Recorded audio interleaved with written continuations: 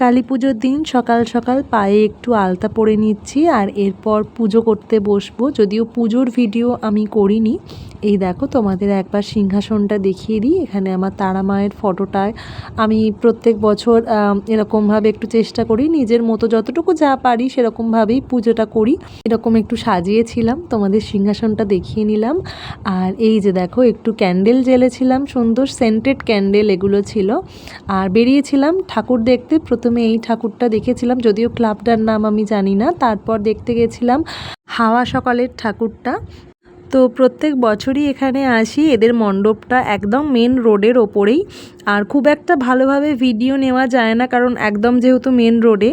তো এখানকার ঠাকুর তো দেখা হয়ে গেছে। এরপর বাড়িতে যাব। বাড়িতে বলতে আমার শাশুড়ির কাছে যে কালী ঠাকুরটা আছে সেখানে উনি পুজো করেন। তো যাই হোক, এখান থেকে প্রসাদ খেয়ে বাড়ির সামনেটাই দাঁড়িয়ে আমরা একটু বাজি ফাটাচ্ছিলাম। এটা আমার ভাগ্নি, ওর দৌলতেই আমরা বাজি ফাটানোর মজাটাও নিয়েছিলাম সেই দিনকে। প্রথমে এখানে একটা চরকি ফাটানোর চেষ্টা করা হচ্ছিল, কিন্তু চরকিটা উল্টে গেছিলো। তো যাই হোক, এরপরে আবার একটা চরকি জ্বালাচ্ছে আমার ননদ। বাজিগুলো খুব ভালো ফেটেছে আর কি।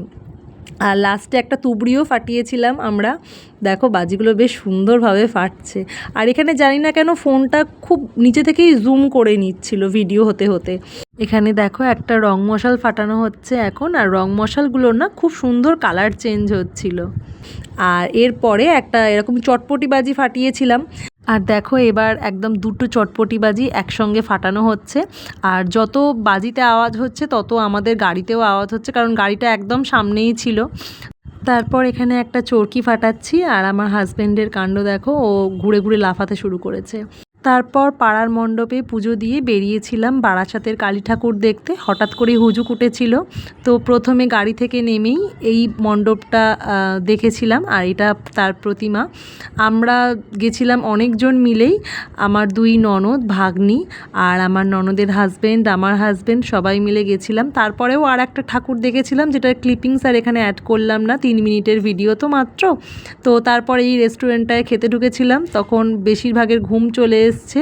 তারপর এসছিলাম নিমতার জোনাকির এই ঠাকুরটা দেখতে। ঠাকুরটা বেশ সুন্দর করেছে, আর এখানকার লাইটিং ঠাকুর আমার ভীষণ ভালো লেগেছে দেখে, সত্যি বলতে। তো যাই হোক, এরপর ফিরে যাচ্ছি বাড়িতে। তো তোমাদের ভিডিওটা কেমন লাগলো জানিও, ভালো লাগলে লাইক আর শেয়ার করে দিও।